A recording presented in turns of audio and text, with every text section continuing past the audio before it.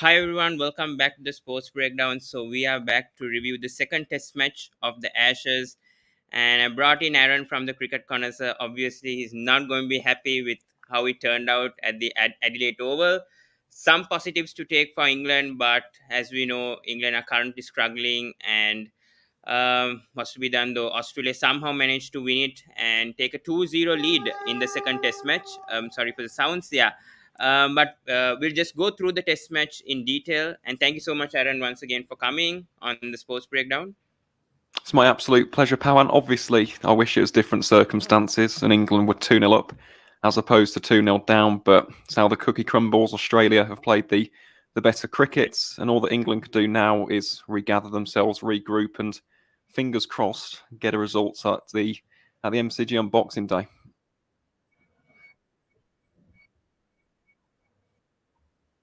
Yeah. So let's just go through their innings, obviously, on share screen, and let's go through their scorecard. So first innings of Australia. Obviously, a terrific innings by Marnus Labuschagne. Obviously, he's the number one test batsman also right now, released by the ICC rankings today. Your thoughts on Marnus Labuschagne's innings in the first innings and also in the second, first of all, but his first innings century. Yeah. Well, Pawan, it was a fantastic knock. Obviously, there was a little bit of luck in there, wasn't it? I mean, he got dropped twice. England, unfortunately, didn't take those catches, both by Jos Buttler. So it was an excellent innings, and just look at that magnificent 103. It was a fantastic knock. Yeah. It laid the foundation perfectly for Australia. And I'll tell you what, Marnus really is in the form of his life. In the space of 14 test matches, he's gone from being a concussion substitute at Lords to being the number one ranked Yeah. ICC test batsman Number one. in the world. It's absolutely outstanding. I love his technique. Yeah. I love his attitude. He does have his idiosyncrasies. He is, a little bit eccentric at times. That's how I describe Marnus when he's saying no run and he's congratulating himself after successfully blocking out a Yorker. But I'll tell you what, it works for him, and he really is a wonderful batsman. And I think if you're an English batsman right now, I would look at Yeah. Marnus as the prime example of how to bat in Australia. He's patient, Mm. he digs in, he knows when to leave the ball, he knows when to attack the ball. He's got this wonderful aura around his batting, which England in this series just haven't possessed.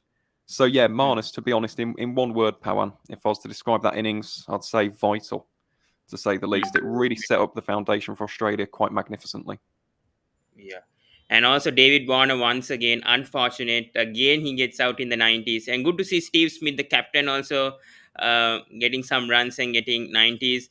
Your thoughts on Warner and Smith? I mean, unfortunate once against Warner dismissing on a 90, just like the first test. But at least contributing. And obviously, Alex Carey getting a half century as well. Yeah, your thoughts on Warner and Smith as well? Yeah. Well, again, Pawan, they were excellent. There's no other really way of putting it. Again, they did get lucky at times. In particular, Steve Smith, he could have been trapped LBW, was saved by the umpire's call against Stuart Broad. But other than that, Yeah. I mean, those two really controlled the innings and put Australia in firm command of the game. Also, Alex Mm. Carey, I love the way in which he batted. I think we have to give Yeah. a particular mention to Alex Carey at his home ground. He's from South Australia. I mean, True. Australia were collapsing slightly at that moment, and he came in, he steadied the ship, 51 from 107 balls, great Yeah. innings. So yet again, if you're an Australian, a fantastic performance with the bat in hand. 473 runs scored was always going to be a magnificent first innings total. And again, it put Australia on the front foot. You're against a batting lineup which hasn't scored many runs this year. Yeah, it just laid the right foundation, the right tone for the Aussies in this particular test match. Yeah, and seeing the partnerships as well, Warner and Labuschagne, that magnificent 172 partnership, and about Jos Buttler dropping Labuschagne twice, especially when he was on 95 in the night session, especially on day two dropping. He got a magnificent catch to get Marcus Harris out, and magnificent right-handed catch, I think about 5 or 6 yards off to get him out. But dropping two vital catches of Labuschagne, your thoughts on Jos Buttler bit, because he got a brilliant catch day one, session one, magnificent catch. But after that, dropping, I mean, that ball that James Anderson bowled at Labuschagne at 95, and Jos Buttler just dropping a sitter. Your thoughts on that, Aaron? Yeah. Well, to be honest, I feel for Joss because obviously, very, very, he's going to be under a lot of pressure, under the spotlight. It's an Ashes series, and everyone's talking about those drop catches. But in terms of his technique in that particular Test match, it wasn't good enough for Test level. And there was a lot of talk about this with Yeah, regards to the written media and on the broadcast as well. If you looked at his footwork in particular on that catch at night was non existent. He was mm, stationary. He was rooted firmly to the ground. And there's always this old adage when it comes to wicket keeping that if you move your feet, your hands move with them. Footwork is so, so important for a keeper. And Matt Pryor mentioned this on the BT Sport coverage. Almost towards the end of the day, he got a little bit sloppy with his footwork. The feet weren't moving. He was diving instead of taking that extra step. So Butler, he has to work on his keeping technique. And yes, everyone has bad games. Look at Rory Burns, for mm, example, in the first test with those drop yeah, catches as well. But at the same time, I mean, he's got to improve that. And yes, he did well with his batting, but when England have got a keeper of Ben Folkes' calibre waiting in the wings, I know he's not here on the yeah, tour, but I'm talking in the wider picture and on the grander scale, he must yeah. be feeling quite a lot of pressure on his place Mm, in that lineup at the moment. mm. Yeah, we brought in Bhasker sir as well. Your thoughts also on the Australian first innings, especially Labuschagne century, and especially we were just discussing on Josh Butler just dropping two catches of Labuschagne, especially the sitter in when he was at 95 not out. So your thoughts in this first innings and on Josh Butler's keeping, I mean, getting a magnificent catch obviously of Marcus Harris, but dropping those two catches of Labuschagne. Your thoughts, Bhasker sir? Yeah. Yeah, so I think England strategy to start the match was very good. Like they were actually following their 2011, 10-11 strategy of bowling dry, keeping the run rate down, and eventually getting a wicket. But the problem was that whenever they got those chances, like Labushan, whenever early, very early catch he got, he was dropped. And I think that is, and to be honest, in my view, England was still in control of the match, or at least of the scoring rate till this partnership of it till Alex Carey came, because when even Cameron Green got out, actually that till that Mm, time the match was like you could see like Australia not far ahead of the match, and also you saw that because they had control the scoring rate so much, they actually got a chance to draw the match at the end of the day. Because if Australia had scored like 550 or even that 470 runs in like four sessions, it would yeah. have actually made an impact. So I think England was like quite of their strategies were there, the bowling plans were on track. Those catches obviously hurt them that, and especially the second new ball. When they had it in the lights, if Labushan had gone, we saw how Nasser fell in the second innings when he came with a new ball. So if they had put a night watchman in, so that was actually big miss. And as Aaron said, that like his footwork, and as Matt Pryor said, it was very lazy. And I think in team selection wise, Butler, ever since he has come back in the team, he has actually, instead of giving more balance to the team, he has actually disrupted the balance. That's what I feel, because before that, Besto was very secure batsman. He actually had one of the best years. He scored like 1600 runs in one calendar year as a wicket keeper. And the moment Butler came in, then Besto was not sure of himself. Then he reinvented himself as a one-day batsman, and then the whole balance of the team is gone, because Butler is like, it's very hard for anybody who hardly plays red ball cricket and maybe averages 30 35 to come to test cricket and average 40 or more, and that's what you're expecting out of the keeper. So I think that the Ed Smith's call of actually recalling him itself was like not the right call, especially when Folks was there. So, and I think right now all the jumbled thinking which England has is because of that. Mm, true, very true on that. Yeah, I'm here to talk about the English bowlers as well. They've not been bowling the full lengths. Especially, we saw some good intent from England in the second innings at least.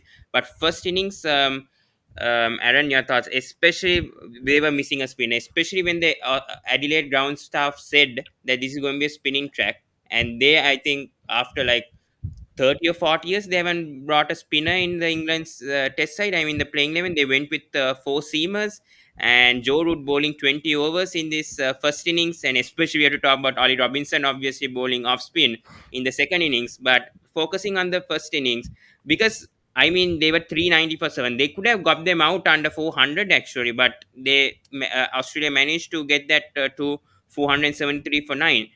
So thoughts on the England bowlers and the areas that they bowled and the lengths and the lines they bowled in the first innings, especially Anderson, Broad. Yeah, your thoughts on that, Jack? Yeah, sorry, not Jack. Sorry, Aaron. Sorry, from the cricket. Well, I'm Pawan, sorry. I'll start with the spinner because I'm a spinner myself. Okay, I'm a 20-year-old spinner. I'm nowhere near as good as a Jack Leach or Don Best, but what kind of message does that send out to those two and any young spinner in England that you're not going to play in a pink ball test in Adelaide? Look how successful Nathan Lyon was in that Yeah. English first innings. He was absolutely magnificent. The pitch curator at this ground had even said the pitch was drier than usual. There was going to be an element of turn, grip, purchasing the surface, and England didn't play a spin bowler. I honestly, I could not believe it. It's as though we don't know the importance or we don't appreciate the importance of spin bowlers in this country. And it's really, really frustrating. And then talking of the seam bowlers, again, I don't know what the plans were. Completely disjointed. If you're going to bowl those short pitched barrages, which they Yeah. got Ben Stokes doing, you need an Yeah. enforcer. If you had Mark Wood, or in an Mm, ideal world, if an Ollie Stone or a Jofra Archer were fit, they're the kind of bowlers to really take up the mantle and fulfil that role. And mm, England didn't have a bowler of that speed in this test match. And then when Warner was in, as soon as Warner got past 50, for some reason, and I don't understand why, we kept on yeah. going short ball after short ball after short Mm, ball. mm, David Warner is one of the best players of the pull shot in the world in Test yes. cricket. He's so Yeah. strong and accomplished against the short ball, and he was just battering the ball, boundary Mm, after boundary after boundary. And at mm, some point, the plans had to change, and they didn't. There was no plan B, there was no plan C, there was no ingenuity. One of the things that I banged on about in this series, even before a ball was bowled, was putting in a leg slip to Steve Smith or Marnus Labuschagne, putting in a short leg, put men around them, try and cramp them for room and put them under pressure. And England haven't yet again. And we've been punished yet again as a result of it. So, a poor effort from the bowlers, to be honest. And I don't like saying that because they've worked so hard all year. They are the better aspect of this English team. But it was a very, very one dimensional seam attack with a one dimensional plan. And it backfired spectacularly from an English perspective. yeah.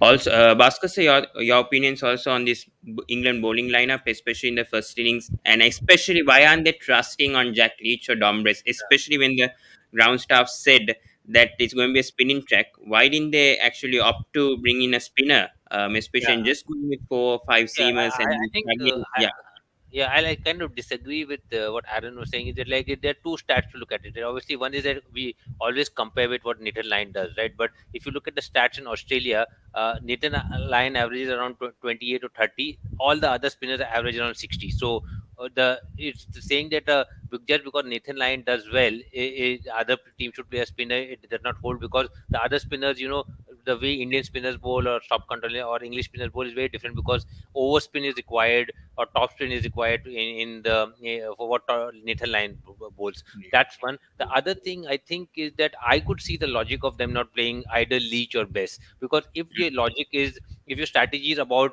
bowling the dry, right? Then you yeah, can't afford somebody who goes at 4 and over. Now we see that Chris Wokes went 4 and over, but actually he went for 40 runs in the last 4 overs when Nesser and they were that rank. So England obviously they did not want to give free easy runs to Australia, and given the four left-handers they already know that. See, if you look at the lineup, right, spin lineup, yeah, Leach is the best spinner, but Leach mm, going against Australia with four left-handers plus Stark is not going to go play in that factor.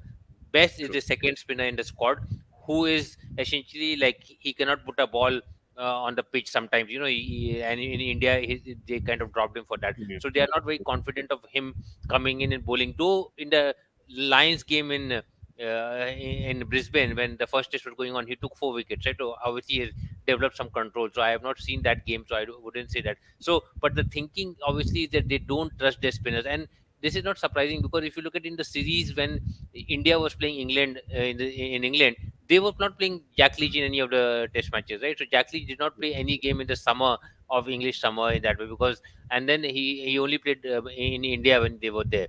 So he mm, seems to be a. So I was actually very surprised for them to pick Jack Leach in Brisbane, given it was a green thing and not playing broad. So I think they have got mixed up in terms of. what they really want to do. Though Chris Silverwood today has come up back with an interview and said that he will choose the same side, which is very surprising Yeah. in that way. But overall, I think their bowling lineup, the makeup this test match, obviously, if they had Mark Wood, it would have been better. But Mm.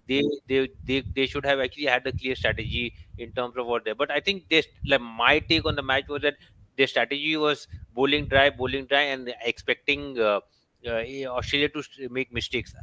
I think the key point is that Australia is actually, if you look at it, they have just three batsmen, right? They have got uh, Labuschagne, Smith, and Warner, who are very, and these are the three people who are scoring most of the runs most of the time. Mm. Obviously, Travis Head is done this way. So, and if you look at the bowling strategy which they have, as Aaron said, that they should try something new. So, just like India in the last series when they came in, they took the offside away. And actually, I don't know whether you guys read the Ashwin's interview which he gave Yes, yeah. yesterday, Yes. there where he clearly explained that for every ball he has got a strategy, how Mm. he's got it. And I think he passed those tips to Washington Sundar also, because if you remember in Brisbane in the fourth test, Washington Sundar, even Ashwin was not playing, he bowled the same line to Smith. He got Smith caught at short mid wicket, trying to hit the ball and cramping them in that way. And to me, that is very genuine strategy which they could have used in that way. And I think there are a lot of few balls which were going, because Labuschagne, if you read the Ashwin interview, he has clearly analyzed. Labuschagne does not have a normal pull. He only has a paddle. He only has a hard sweep. So therefore, this is a line sweep ball. And I think that is where England could have kind of this. And if you look at the first catch which uh, Labuschagne gave, was also on a pull, right? He was not sure whether he should have a hard pull in that way. So in that way, I think the implementation was like they tried too many plans. First, it was only bowling dry, but they were never trying to take a wicket. And I think with top batsmen like Labuschagne and Smith, you are not going to take wickets if you're just trying to bowl them dry, because they are going to be more patient than them. Yeah. Yeah. Aaron, I have to ask this question. I know we are going out of topic, but should England have picked a third spinner? Because right now, and is there any spinner right now in the county championship? Because you're following it so closely and you're doing a I podcast, think and I'm Parkinson asking right and now. this thing Crane are there in the squad, right? Right now, Parkinson Well, and this is the thing, Bhasker. They're not anymore. They were in Australia. They were part of the Lions squad, and for some unknown reason, the England Lions have returned home. So we could have had Matt Parkinson or Mason Crane, and even if they weren't playing, just having them in the nets with Jitan Patel, having them in the nets, having a bowl in Australia, learning those conditions, maybe for a future tour, that opportunity has gone because they're back here in the UK. And Pawan, going back to your question about spinners in county cricket, there are a number of good young spinners. The only problem is I don't think England can get the best out of them because I don't think we utilise our spinners well enough. When you look at someone like Matt Parkinson, he needs a captain who's going to back him. And if we look at Joe Root in the past 18 months, for example, with Yeah. Moeen, with Dom Best, with Jack Leach, he hasn't got the best out of those spinners. He hasn't set aggressive enough fields, in my opinion. Some people may disagree with that. But Yeah. Matt Parkinson is a wonderful spin bowler. He turns it more than any other player in county cricket. Mason Okay. Crane as well. People think Mason Crane is like in his late 20s. He's 24 years of age. I Yeah. mean, he's still a I think he relatively was young in spin the bowler. Ashes squad also. I think in no, 2017. I think he yeah. played in the last test match, right? Like Scott Yeah. Yeah. Drake and Mason Green, the last test match, you always give it after In you're Australia. 4-0 down to somebody. Yeah. Mm.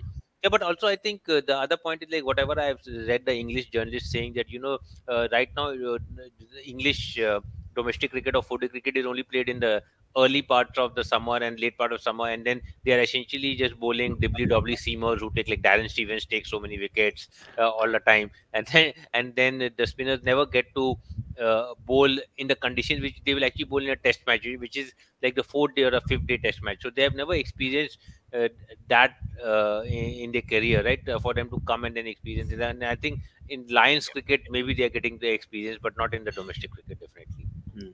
Yeah. Could I just add to that quickly? Yeah. Because Sure. that is Sure. an excellent point, by the way, Bhasker. Yeah. Really is. And heading into 2022, the ECB have changed the scheduling slightly.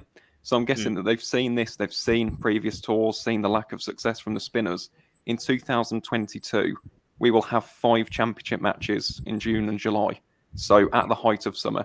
So we'll have to wait and see if that has an impact. Obviously, it won't be immediate. It's going to require multiple seasons to see if it does have any impact. But it is a valid point. Absolutely. There's no point bowling spinners in early April, late September, when green wickets, conditions aren't favourable, We need to Yeah. bowl them at the height of summer, make them almost the frontline bowler at times. Trust your spinners.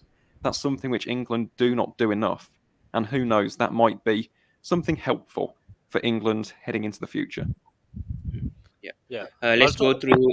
yes, the Yeah, other yeah, thing no is problem, that Bhasker. Yeah, not having a spinner also changes the whole dynamic of the team, because then because if you look at what Australia is doing, that or any other good team does it, that they actually have spinner at one end and they block the end and then they rotate the bowlers on the other end. So therefore they don't need to pay so many bowlers in that way. And then also the other which is important, then England got docked 8 points. I don't know how many they are going to get docked in this game. Is that over rates are so bad, right? So I think it's like England is actually are like -8 in the Ashes right now. I think, or -10. I don't know what the score for the WTC points are that way.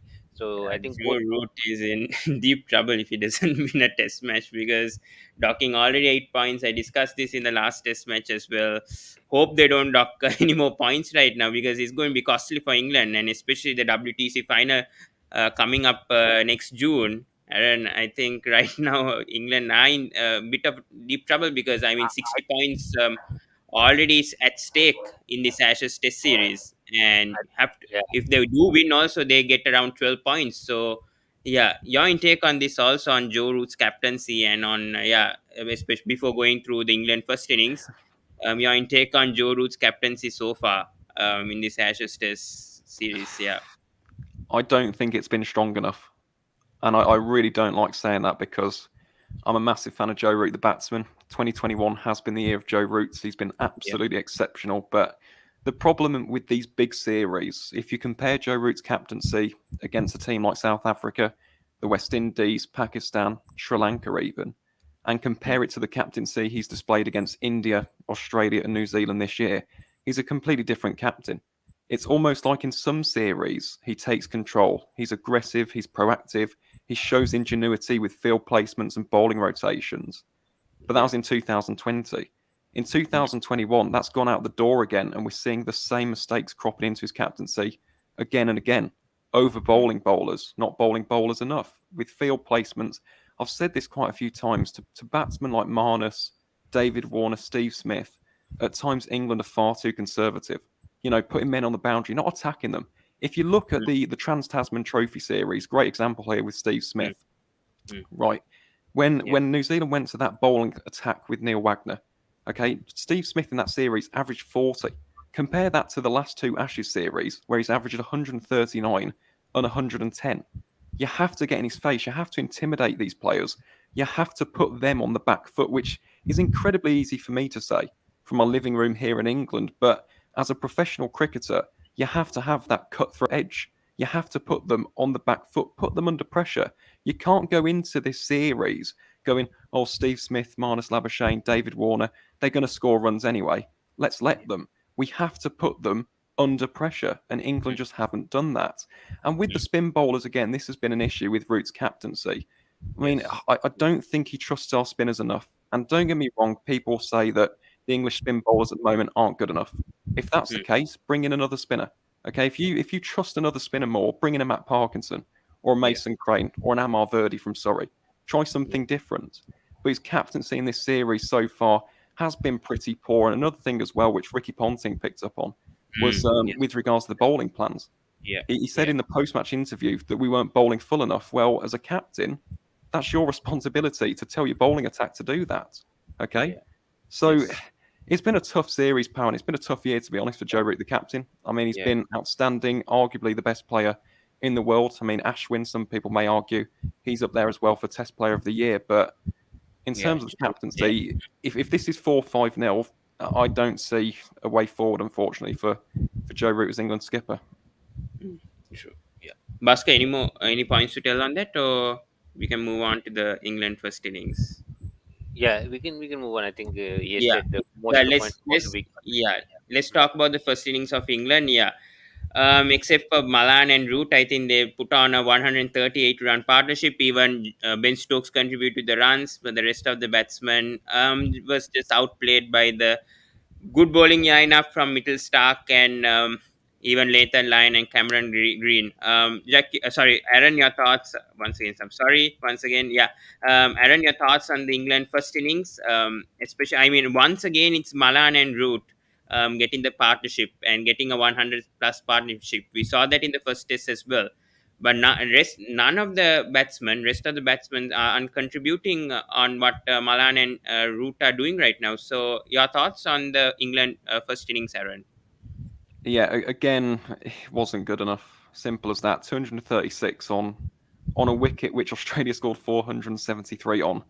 It just shows the gap between these two batting lineups at the moment. I mean, after that partnership, and it was a wonderful partnership between Yeah, Dawid Malan and Joe Root, we yeah, should have cashed in, and yet we didn't. Just look at the scores after those two: 34, 5, 0, 24, 0, 9, and 5. They're not substantial enough to win England this game. So, in mm, my opinion, yet again, England's weakness in this series is quite clearly the batting.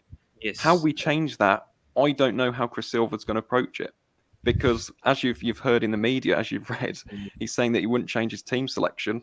What's he going to go with? Is he going to keep it the same? Is he going to bring in a Dan Lawrence, a Johnny Bairstow? Are we going to have another opener in there with Zach Crawley?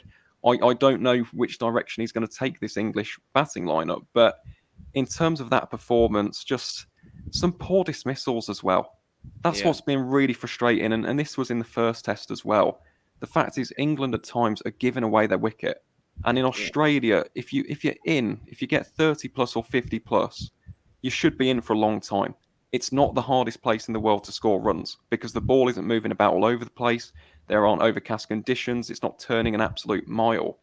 If you're mm, in, you can cash in, as Labuschagne, Travis Head, David Warner, Steve Smith has shown throughout this series so far. So again, the same mistakes cropping up in England's batting. Yet again, a score under 300 on a track which was absolutely immaculate and should have been 300, 350 plus at the bare minimum from an English perspective. But it's one of those, isn't it? I mean, something has to change, whether that's the coach, the captain, the batting.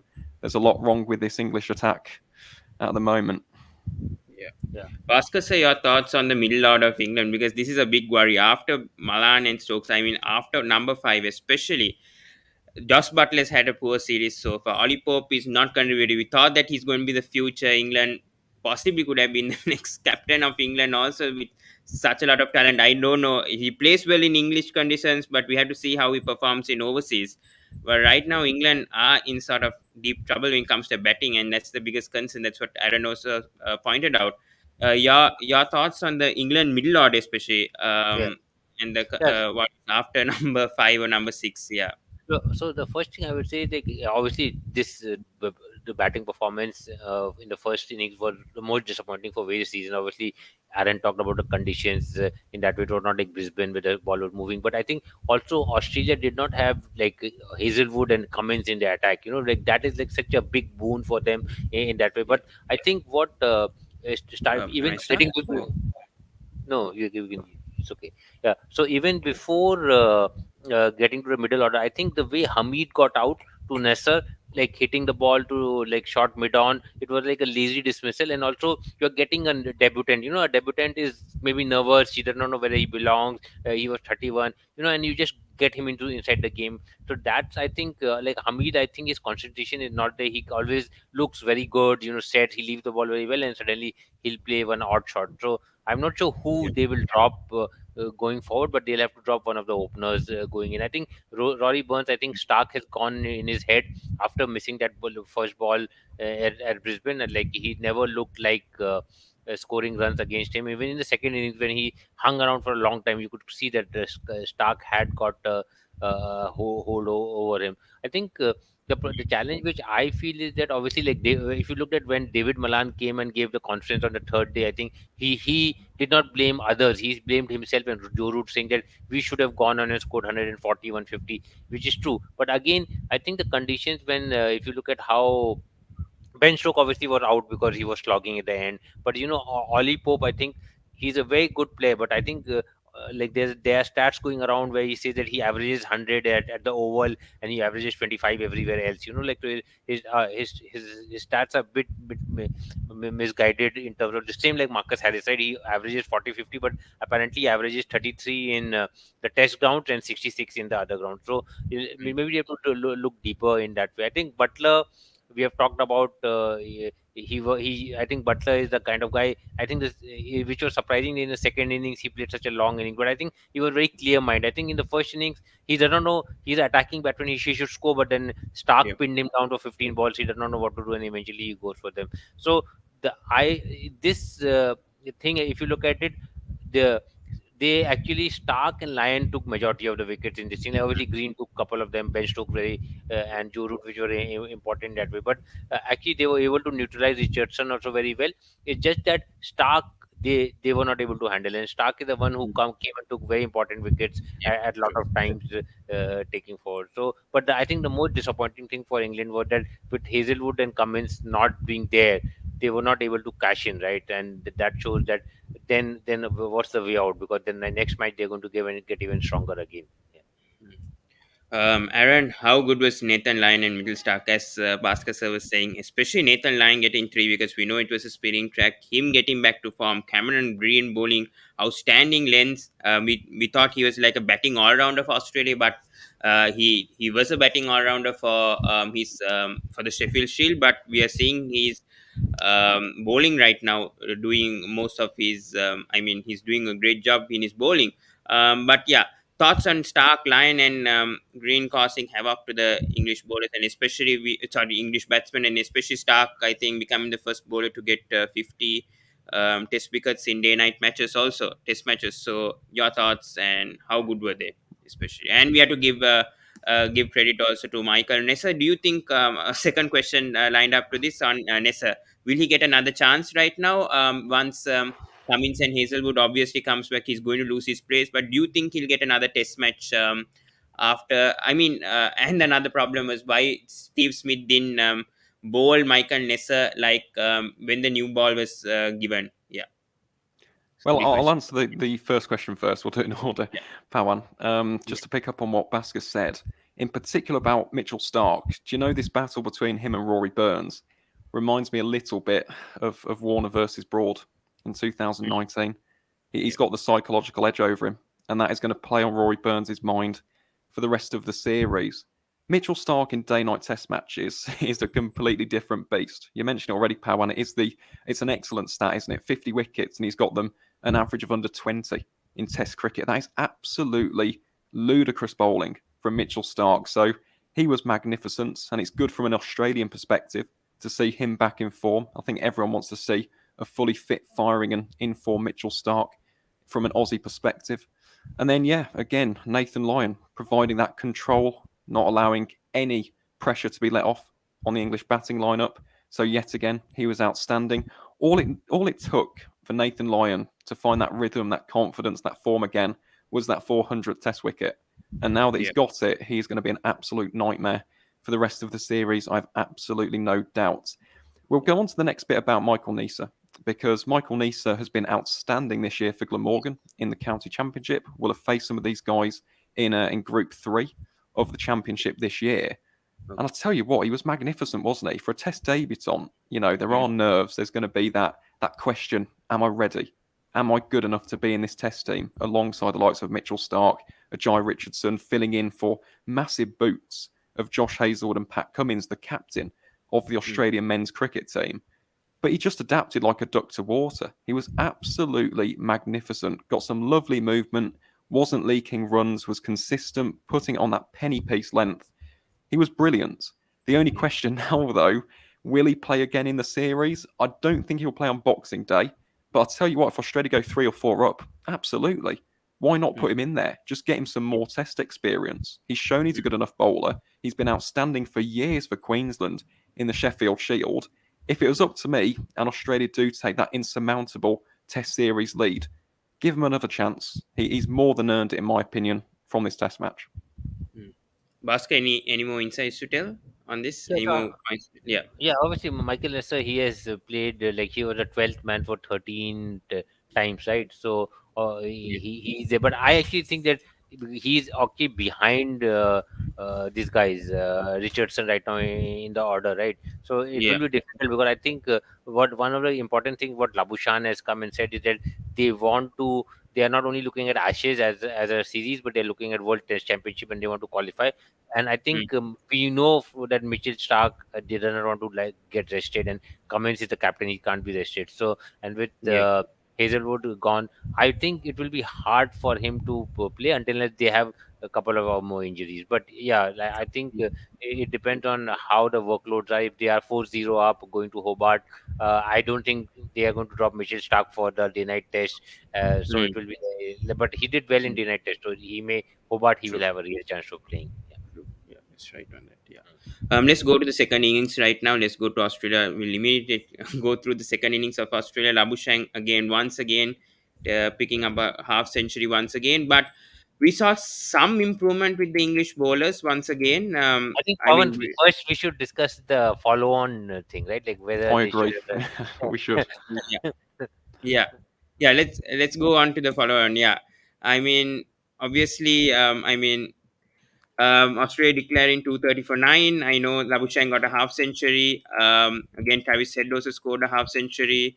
Yeah, your thoughts again, once again, Labuschagne scoring a half century. And yeah, no, no. So Travis Head. I think before we get to the Australia this thing, I think Steve Smith. There was a lot of discussion among the commentators, and I was watching Oh, yeah, yeah, sorry. Yeah, the whether to follow on or whether to. not, and they had a 270 Yeah, odd run lead, right? And given yeah, that it was the white ball, sorry, it was the pink ball last session in that way. But I think follow on is actually kind of gone out of the system, like until you're like hard pressed for time. They had so much time in the test match and such a big lead.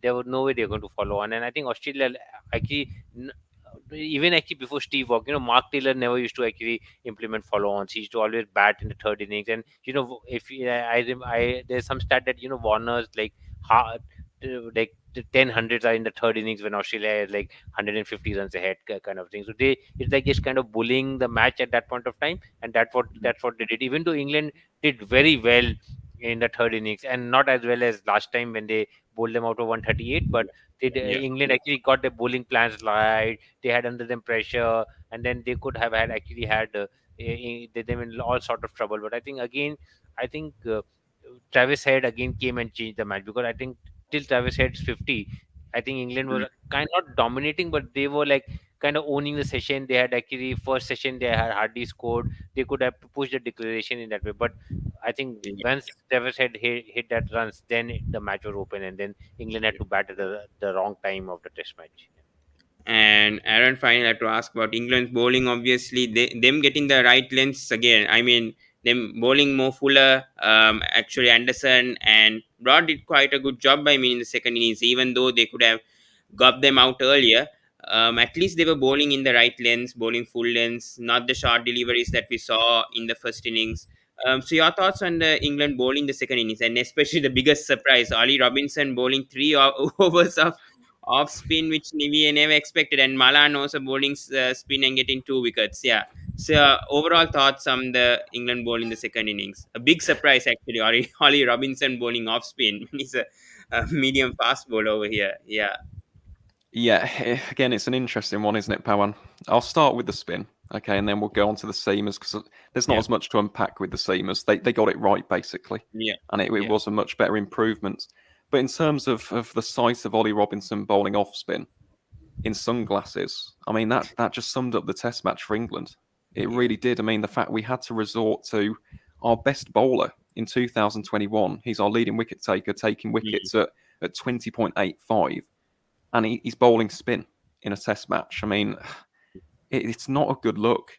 I mean, yes, it's funny. We can have a laugh and a joke about it, but this Yeah. is the Ashes, and we've resorted to something which, to be honest, looks a bit village. And don't get me wrong, Ollie Robinson, until about the age of 17, 18, used to bowl off spin for Kent. Some Mm. people might not know that. That's why Yeah. he didn't look too bad, actually, when he was Yeah. bowling his spin. Yeah. But you've got your best bowler. Can you imagine Pat Cummins doing that at the MCG or the SCG? Can you imagine Jasprit Bumrah doing that for India? I mean, it's completely it's baffling. I don't know why England did that, to be honest. I think it sends out completely the wrong message. And then it says it all, doesn't it? England, who didn't pick a spin bowler in that second innings, who were the two bowlers with the best bowling figures? Joe Root and Dowd Malan, two part-time spinners. Dowd Malan, who before this Test match had never even bowled, had never got a wicket, sorry, in Test match cricket, had got 61 first-class wickets, an average of about 43, and yet he bowled very, very well. I mean, you can question why didn't he bowl in the first innings? I probably would have tried him, to be honest, at some point to give England something different, to change up the pace a bit in that first innings against Australia, while the likes of Labuschagne, Smith, and Warner were getting a bit too comfortable. So overall, it was a mixed bag from England. It was a lot better in that second innings, a lot better, and that's how we should have bowled in the first innings. But then again, at that point, to go back to the old phrase, a little bit too little, too late. And as well as we did bowl in that second innings, the damage had already been done, hadn't it? Yeah, yeah. Bhasker, sir, any more points to tell, or shall we move to the England second innings? Yes, I think it's like I agree with Aaron then about Robinson bowling spin, right? Like when he was bowling, people were comparing with Mark Waugh and Andrew Simons and like Colin Miller, these kind of people who were like not like genuine like best bowlers in the team, and they were like kind of trying to fitting a role overall. So I think this show, and I think the reason why Robinson was bowling was because Root was off the field because he had an injury in the morning. He did not come in, but I think. Yeah. Yes. Obviously, it also showed that England kind of had given up. At that point of time, they were just trying like the fancy things, and then the cheap wicket with both Joe Root and they picked up. Obviously, you have to deceive a batsman to get a wicket, a test wicket. But at that point of time, I think as long the moment Australia reached 400 lead, the game was kind of gone. So there was no way. Mm. Even like forget about England chasing it. There were not enough overs for them to chase it because they would have never gone at 3.5 to actually chase that score. Especially that blow for Joe Root in the first innings, especially in the nets. I think he got a blow in day three, and even he did a good effort actually bowling 6 overs with that injury getting, I mean, worn out, and he may be a doubt for the third test. I don't know with the ribs how it's going with Joe Root, but bowling 6 overs, and then Malan also getting Labuschagne out, and Joe Root getting worn out. Those are the two key wickets. But still, Travis Head's half century kind of cemented Australia's lead and probably cemented their chase to victory. But talk about England's second innings right now, and No, we need to. no, I think the key thing is that if you look at it, Australian batting also like Marcus Harris is under a lot of pressure, right? I think that is he has not performed here. Like I think he's the lowest average as for a opener for Ashes, like 20 average going in, and I think Cameron Green also he got a lot of easy runs in that way. But I think Australian batting lineup is vulnerable if actually England hold the catches and like and just there, it's not like. The margin of victories, and I know Joe Root came back and said that he did not think the differences is so much. Yeah, which Yeah, is true. But yeah, like to just do yeah, the basics right, England like selection and then taking catches, not bowling no balls. It will take a huge effort, and especially the home advantage in that way. So I think yeah, with 2-0 up Australia, I think and Cummins coming back, I think they will give Marcus Harris another chance. I think Australia are very yeah, loyal yeah. to They will. I think they've already yeah. selected. I think for the third test also they are. No, Um, but Khwaja is there, so they can Harry. choose to bat Khwaja. So I'm not sure, but I think maybe another test for Harris, and if he fails again, then Khwaja will come in. Yeah, maybe Kawaju will come in. Yes. Talk about the England second innings, and we need to talk about this innings from Josh Butler. 26 of 207, nearly made it a draw for England. Unfortunately, the resistance was too hard for them. But Aaron, your thoughts on Josh Butler and Wokes? And I think Josh Butler had the third lowest strike rate ever in a test innings, if I'm not mistaken. But the resistance shown by Butler and Wokes in the second innings, Aaron. Yeah, your thoughts on it? A lot better. To be honest, that's probably the one positive that England can take away from this Test match.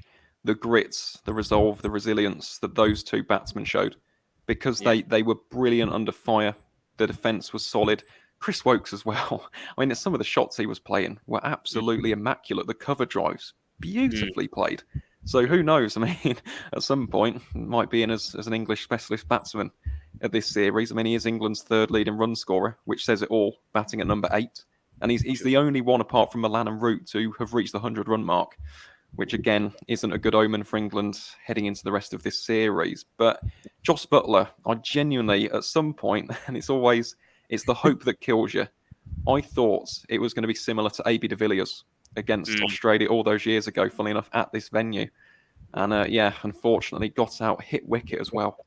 What an yeah. unfortunate way to And the lose your second wicket. time, I think he got hit wicket by JHYE Richardson also. I think in the Big Bash it happened once, and I think this is second time to the same bowler he got hit wicket. I know it's a different format, but I mean this is the second time instance that JHYE Richardson got him hit wicket. I mean Josh Butler.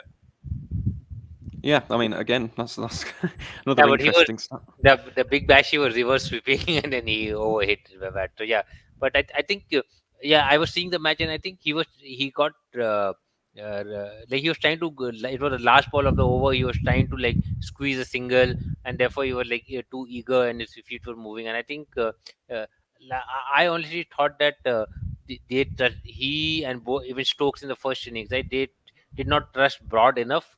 Uh, and they went for shots. I think if you look at Broad and Anderson, the partnerships were much longer than actually Broad and Butler or Broad and Stokes. This thing. So I think uh, obviously they were going helter skelter at that point of time. But obviously Butler was a very good innings. But it also I'm actually not drawing too much of conclusions in this England fourth innings. Obviously they got close, but what it told me was the pitch was easy to bat in. It was not like the fifth inning demons in that way. And second is that if England decide not to score, right, Yeah, then obviously like they are not playing the dangerous shot. I think that is the trick which is happening. If you look at all the English wickets which are happening, they are not happening playing defensive shot. If you look at go through this Hamid, obviously he got a good one in that way. But you know, yeah, like but in the first inning when they were trying to score a lot of runs, they actually bat very poorly and in that way. But while defending, obviously you have a lot more time to do that. You're not trying to score runs. You are not going to get run out. A lot of things are there. So I think in this position their only option is I don't see if this strategy works how they're going to win a match because what were the run rate? They were batting at like 1 point something. yeah. The run rate Yeah, was any 1.69 their run rate. yeah, yeah. Yes, Yeah, so it's in like 30 overs. that's the only way they can last 110, 120 overs. Otherwise, they're lasting 80, 90 overs, right? So I think Mm, to me, this is a dilemma they have to lay, and that's why like people are talking about Zach Crawley coming in. I don't know Zach Crawley's technique will hold up against yeah, this thing because I think he's averaging 8 or 9 this year, right? Like that's his yeah, stats. yeah. Obviously, he's paid Since mostly. 200, the double century scored against Pakistan, I think England he hasn't made much of impact. Zach Crawley, that's the biggest problem, and especially after that New Zealand Test series, I think in England, I think he was dropped off that performance. I think so. That's Yeah, why I think they've resisted with they've kept with Burns and Hamid. I mean, Burns showed some kind. I think he was okay, not bad. I mean, Aaron, if I'm not mistaken, Rory Burns showed some kind of intent, but the worries with the openers also obviously for England right now. Would you bring Zach Crawley in right now if it for the third test with how he's performed in 2021? Would you It, take that risk and give him a chance? it's a tough one because people are saying, his technique does actually suit Australia because he did well in South Africa. He does like seam on as opposed to spin. He has done well against fast bowlers in the past, but again, I think it's the wrong time to bring him in. He's not been in any sort of rhythm, any sort of form in 2021. You're coming into the biggest series possible as an England player. If he fails to deliver yet again, the same voices are going to come out and say should be dropped, should be dropped, should be dropped, and he'll lose his confidence yet again. The problem with England at the moment probably is selection with those openers, and I like Asiba Mead a lot. I think he's definitely got a test future for England, but if we're looking at Australian conditions, already we've seen this in the first two tests. His hand position is a bit too low. Now in Mm, England, that's fine because there isn't that extra bit of bounce. It's not going to clip your glove. In Australia so far, that's exactly what's happened. He's kept his hands a bit too low. It's coming off the top edge of his bat. It's coming off his gloves, and he's been found out. So yeah, honestly, I don't know how England's are going to set about because if you look at England's openers since Strauss retired, I mean, it's ridiculous. We've had like 20 opening batsmen since Andrew Strauss retired. We call it the English opening batsman carousel. because every single year we bring in someone new. So I don't know where England go, to be honest. I don't think Silverwood will bring in Crawley just yet. I think if Hamid fails to get another big score, then he'll probably bite the bullet and go with Zach Crawley. But then again, this is why England should have had that contingency plan with the Lions. We have Yeah. opening batsmen in this country who are in form, in rhythm. A Jake Libby, a Tom Haynes, a Rob Yates, a Chris Dent, to name but a few.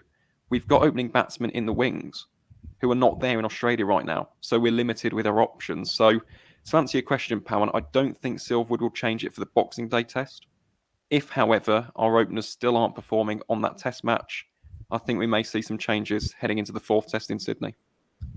But what about the middle order? Will you get Basto in for Pope? Like that number 6 is also a big problem here. Like Pope does not look like any runs, and with Basto's experience, or even Lawrence, right? Like that, those are the two candidates, and even actually Crawley can bat at 6, so anybody can come in at Mm. that number 6 position. Yeah, It's a tough one. That again is another issue for England because I mean Ollie Pope is heralded as the next big thing in English cricket. He has got that Mm. first class average of over 60. He's done brilliantly in domestic cricket, but he's had over 20 tests now, and his average is nowhere near where it should be. So I yeah, imagine, I hate saying this, he probably will get dropped. The only issue again, England, back in England, we've got so many fantastic middle order batsmen who just don't get a chance. We've got Tom Abel, we've got Josh Bohannon. Josh Bohannon has a first class average of 44 and isn't in this tour. And instead, we're going to have to rely on Johnny Bairstow's averaging 25, Dan Lawrence is averaging 27 in Test yeah, cricket this year. yeah, England have got an issue here again because we're replacing out of form batsmen with more out of form batsmen. There's no new injection of life to bring into this batting lineup. So if Pope is to be replaced, I personally would maybe bring in. It's a tough one. It really is a tough one. It depends if Butler feels confident with the gloves. If Butler isn't confident with the gloves, I'll bring in Johnny Bairstow. If Butler's fine with the gloves, I'll bring in Dan Lawrence. That's how I'd go about it personally. And any bowling changes? I mean, Mark Wood bowled brilliant. I mean, bowled He's coming brilliantly in. with short deliveries in the first test match. He was dropped in the second. Would you replace him with Wokes or Robinson heading to the MCG for the Boxing Test? Can there be any change? You've asked the Warwickshire fan, Pawan. I mean, I don't want to say I'd drop Wokes, but Yeah, I think I should have asked that. unless Yeah. unless Chris, unless he bats at number 6. I mean, he is England's third leading run scorer in the series. I mean, we might as well open Mhm. him at the moment, to be honest. The way in which he's playing some of his shots. But no, I think the most likely one will be Wood coming in for Wokes. I'm going to Yeah. be honest as well. With Ollie Robb, he does look a bit fatigued, and you could see Mm. that in this Test match. He was bowling at around about 123 kilometres an hour. This is a guy who usually is up in the 130s. So that's going to be a worry for England if he's fully fit or not heading into the MCG, which is a notoriously flat wicket. You really have to work hard for your wickets there. And then the spinner. I mean, surely we have to play a spinner now. Like Bhasker, I Yeah. understand your point earlier because these English spinners aren't the same as Nathan Lyon, but just to change up the pace, unless you're going to trust Dawid Malan, I yeah, do see them bringing in the likes of a Jack Leach or Dom Bess, maybe Yeah. for Stuart Broad. Because Stuart Broad in 2021 has got 12 wickets and he's been quite expensive. I mean, Mm. he's got less Test wickets in 2021 than Joe Root. At some point, England may have to split up that Broad and Anderson partnership to bring in Mark Wood and a spin bowler. So I think Mm. those are the changes that England could make. But then again, when you got Chris Silverwood saying you wouldn't make any changes to that Adelaide team, who knows? Who knows what's going to happen? yeah. We could go in with 6 seamers for all I know. I honestly think that like the most guy who's likely to be dropped is Robinson, because even in the India series, like by the time we came to the fourth test, he was like totally spent, and his speeds go down. So he's a very accurate bowler, but he becomes very non-threatening if he just drops his pace by 5-10 k's, because he's never going to pick that up. So my only changes, I would actually play by Besto just for the experience, and I would play vote for Robinson. Those are the two changes I will make in that. I think the kind of muddle which England is in, I think dropping Anderson and Broad is going to be very difficult for Silverwood and Root in that way, because they kind of bowled well, right? They, like Root, Broad got the wickets in that way, and obviously they did not bowl. And obviously the whole argument is that they will bowl fuller and get more wickets, and they actually did perform well. So I think this Yeah. third innings, or Australia's second innings, actually would have given England a lot of confidence to go, not change anything, which I don't know whether it is a good thing or a bad thing, because sometimes you get false notions in that way. So yeah, but Yeah. I would say Silverwood, given that he's looking for affirmation of his decisions, will say, okay, yes, this is the plan. Now I will just change one bowler and get Mark Wood in, and then everything remains the same. Yeah.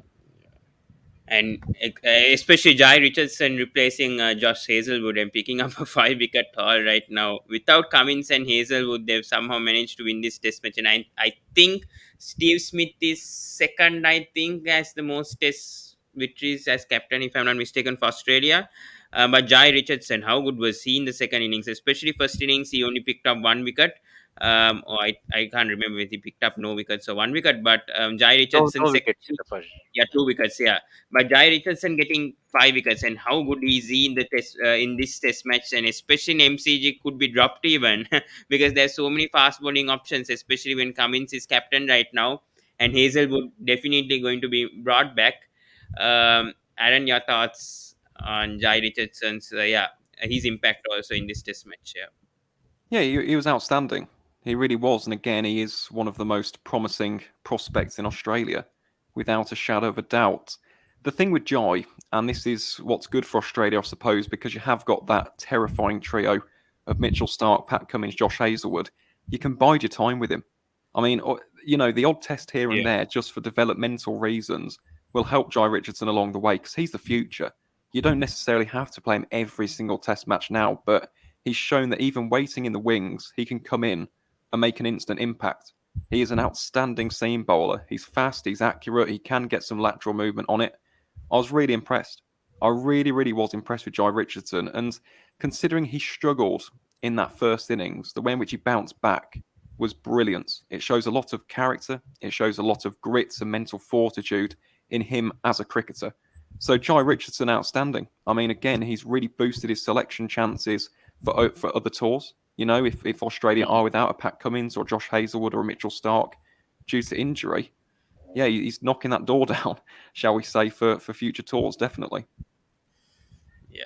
Bhaskar, say any intakes on the Australian bowling in the second innings, Yeah, so and I think especially there's a couple of things. Like I think Steve Smith, one, he said that he was told that not to bowl Cameron Green at all on the fifth day. That's why he did Mm, not bowl him till the last session. Obviously, they got Labuschagne, Steve Smith, Travis Head. I think only Warner did not bowl in that way. But I think what Jai yeah, Richardson has done, number one, is that he has actually put up a lot of weight. He's put a lot of muscle, and that's what the Western Australians have said. And that's why he's like less prone to injury because his body frame is not that slim.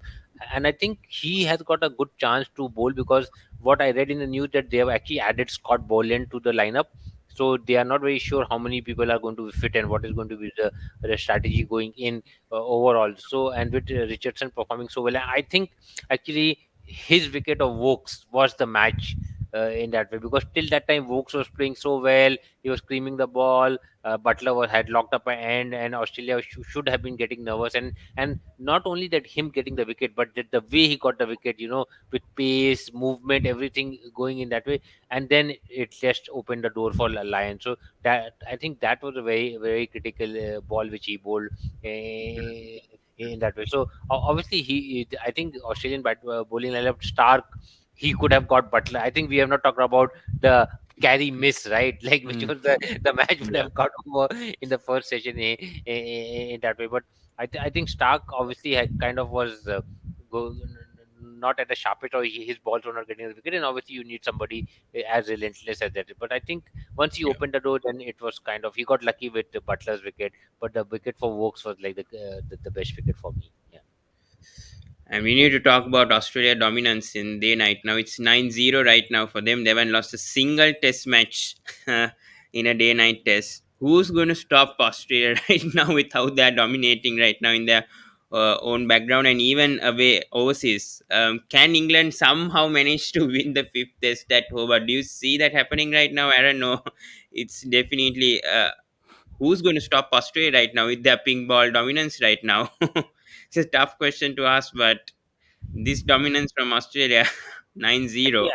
I can go actually, to be really honest, it looks 9-0, but actually the three test matches I clearly remember Australia were like very close to losing. Like for the first, obviously the New Zealand match they won by 3 wickets, and then the other match in versus Pakistan, I think Pakistan was chasing Yeah. some 500 odd, and then they got on within 39 runs. And obviously last year's match against India, had Mayank Agarwal taken that catch against Tim Paine, India would have a 80-run lead. The match would have been totally different. So I think Australia is as England had planned, right?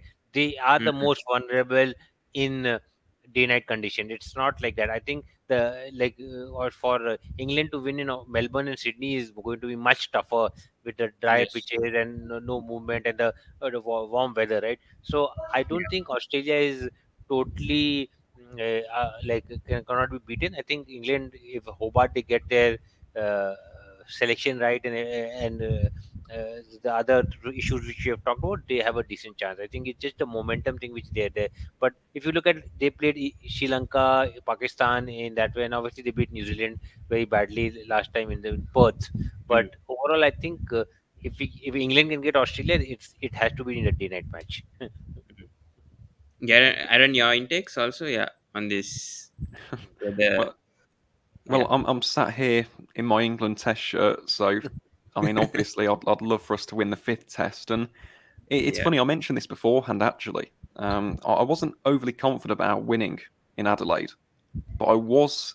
I'm not going to say confident because that'll come back to bite me, and we'll probably get absolutely hammered in the fifth Test now that I've said that. But in Hobart, Steve Harmison mentioned this on the BT coverage. There's a cross breeze. And what that means, there's a slight bit more movement. And yes, I'm clutching at straws, absolutely, from an English perspective. Yeah. But for those English swing bowlers, that could provide just that little extra bit of Mm, movement in the air in Hobart compared to Adelaide. That mm, could be the difference between them taking the edge and not taking the edge. So yeah. for me personally, obviously, I'm going to say this as an England fan. Can we win? If we bat well, if that is a big if with England, especially in 2021. But if we apply ourselves well, we do have a bowling lineup which will be suited to Hobart. But Yeah. aside from England, you got to say right now, probably just New Zealand, India as well. Let's not forget, if they hadn't been bowled out for 36, Mm, India would have had a good chance in that yeah. Test match. Again, it all comes down to how oppositions bat against Australia in these day-night Test matches. And I'll tell you what, if India get more practice under their sleeve as well, I fancy India or New Zealand to bring that streak to an end if England don't bring it to an end in Hobart in January. Yeah, finally we have to talk about the ICC Test Championships. Obviously, again, England losing. Do I we mean, have to, percentage Pawan? of Do we points. have to? Do we have to bring that up? 8.33%. I mean, it, it's ridiculous, isn't it? I mean, we've come I to think they lost 10, Australia. right? I think they lost 10 points, right? I think, if I'm Yeah, not No, correct. mistaken. Yeah, the two was Yeah. against India, and then 8 is against for the West Yeah. Indies. Yeah. 8 for the Spain. Yeah. we've So come to 10 points Australia and solid. lost points. I mean, that just sums up our ashes so far, doesn't it? Yeah. It's horrible to see. And Australia obviously looking pretty good right now with 100 and looking for a five. If they do win 4-0, 5-0, potentially they could go to the WTC final. Who knows? India, No, Pakistan yeah, with Australia. yeah. I mean, right I now, don't yeah. think Australia, even though they've got the series, they've got when you look at WTC, you have to look at where the people's away series are, right? And Yeah. Australia's all the three away Australia, I series think they are have Sri Sri Lanka, Lanka, India, Pakistan, Pakistan. India and yeah, Pakistan. India and So they have Pakistan, yeah. all three subcontinental series. So that is going to be very tough for them to pick any point in that way, because obviously Sri Lanka is in good form against West Indies. We saw. Yeah. So I would like right now the smart money is on India and Pakistan because of the Mm. just how the schedule is there and the draw of luck. But obviously I things think can even change. New Zealand also might have a good chance again. I think they do have Sri Lanka at home, I think, and then they have England, I think, at home also, I think. No, no, So, they have England away. So I think sorry, that's going to England be a tough away, yeah. series. I Yeah. think even So New Zealand do have slightly tough fixtures, but yeah, mainly India and Pakistan have the best and chances, Australia, probably. yeah, and Yeah, Australia. in I would say Australia. that I think England would Maybe Sri have Lanka had also, if they do beat Australia and Pakistan at home, and if they do draw sometimes with New Zealand away, then they might have a chance as well. I mean, it's going to be tough, but they have a small opportunity, very small opportunity, because they have a Bangladesh away as well. So This time Sri Lanka do also have the favor, but right now it's India, Pakistan, Australia for sure, and England may be out as I'm saying. And I don't want to say it to Aaron, but yeah, England will have to collect some points after the Ashes, and it's going to be tough. You, Um, Pawan, can I yeah, just say, yeah, maybe this is what England need. Maybe this is what England need as a wake-up call. You know, a bit like 2015 with the World Cup, when we yeah, had an absolute shocker, and that was the catalyst which sparked the mm, English white ball renaissance. Last year, let's be honest, England had a pretty easy schedule. Aside from yeah, the India series, we yeah, had a pretty easy schedule. Playing Australia at home was massive. If we'd played Australia away, would we have finished fourth in the table? Probably not. Okay, I think that our series that we played probably made us look even better than we actually were. yeah, This time around, we've got a proper challenge. And if England do finish towards the bottom, maybe that'll be the thing which says to the ECB, well, mm, hang on a minute, this is our biggest revenue generator. Test cricket is the most popular format in England. We need to change this. We need to change this. We need to be better in this format, which is the most beloved in this country. So, you know what? I don't think England are going to make the final. I don't think that at all, unless mm, something miraculous happens. I think just being realistic, the batting yes, isn't good enough. But at the same time, if we do finish towards the, I don't know, the bottom end of the table, I know this is, you know, maybe again clutching at straws, but hopefully, fingers crossed for the ECB, that'll be the thing that says, right, let's invest in red ball cricket again. Let's put that to the centre stage and let's make things better heading into the next cycle ahead of 2025. Because that's the only way that to be honest, I see England improving. We need a wake up call. mm, very true. Yeah. So we'll end things over here. I think we discussed a lot on this test match. And thank you so much, Aaron, once again from the Cricket Connoisseur for taking your time and taking this because we've gone over hours. So thank you so much. And thank you so much, Bhasker sir, as well for coming on the sports breakdown. Immediately, I'll upload this on YouTube, obviously. But thank you so much to both of you for joining on this second Ashes test review and hope England do manage to do way better in the third test match at the Boxing Day test match. Fingers crossed. I hope, fingers crossed. Yeah, hopefully, yeah. Thank you so much, Bhasker as well, with your valuable insights. It's a pleasure to have both of you guys, yeah, on Okay, this bye. channel. Yeah. Bye. So thank you so much, everyone. Please do subscribe to Sports Break and please do check out the County Cricket podcast, which Aaron does on Spotify, Apple, and on Anchor FM as well. And do subscribe to the Cricket Connoisseur as well as they do new videos. Please do check both of them out, especially the County Cricket podcast, which is very interesting. Yeah, and keep going, Aaron, with your work going on. Yeah, with the county cricket, it's really interesting, and I'm listening to all your podcasts, and it's amazing. So keep it up, Thank you, and Pawan. yeah, Thank you. thank you so much. Yeah, and yeah, Bill and things. Thank you so much.